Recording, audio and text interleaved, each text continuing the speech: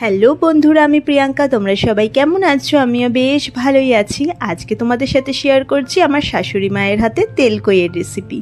তো প্রথমেই বেশ বড় বড় সাইজের কই মাছ নিয়েছি, আর তাতে দিয়ে দিচ্ছি কিছুটা পরিমাণে নুন আর হলুদ গুঁড়ো। এবার ভালো করে মাছের গায়ে মাখিয়ে নেব। তো মাছগুলো মাখানো হয়ে গেছে। এবার একটা কড়াইতে বেশ কিছুটা তেল গরম করে দিয়ে দিচ্ছি বেশ কিছুটা নুন।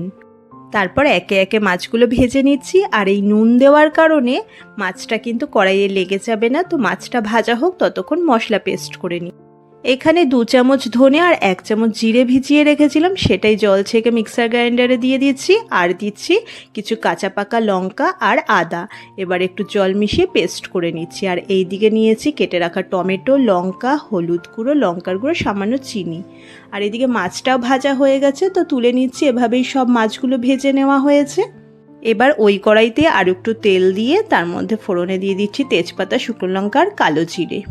যেহেতু তেল কই, তাই তেলটা একটু বেশি ব্যবহার করতে হয়। আর তারপর কেটে রাখা টমেটো সামান্য একটু নুন দিয়ে একটু ভেজে নিচ্ছি।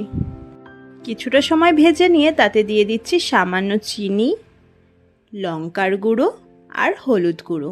আর তারপর আরেকটু নাড়িয়ে চাড়িয়ে নিয়ে তার মধ্যে দিয়ে দিচ্ছি বেটে রাখা মশলাটা। এবার বেশ ভালো করে মশলাটাকে কষিয়ে নেব তেল ছাড়া অবধি। এবার মশলার থেকে তেল ছাড়তে শুরু করলে তাতে দিয়ে দেব আর একটু কাঁচা সর্ষের তেল। এতে কিন্তু স্বাদটা দ্বিগুণ হবে। তারপর নাড়িয়ে চাড়িয়ে নিয়ে দিয়ে দেব পরিমাণ মতো জল। যেহেতু গা মাখা হবে, তাই জলটা অল্প পরিমাণেই দিতে হবে। আর তারপর নাড়িয়ে চাড়িয়ে হাই ফ্লেমে ঝোলটাকে ফুটতে দেব। ঝোল ফুটে উঠলেই তাতে একে একে মাছগুলো দিয়ে দেব। মাছগুলো দিয়ে ঢাকা দিয়ে হাই ফ্লেমে আরও 5 থেকে 6 মিনিট ফুটিয়ে নেব।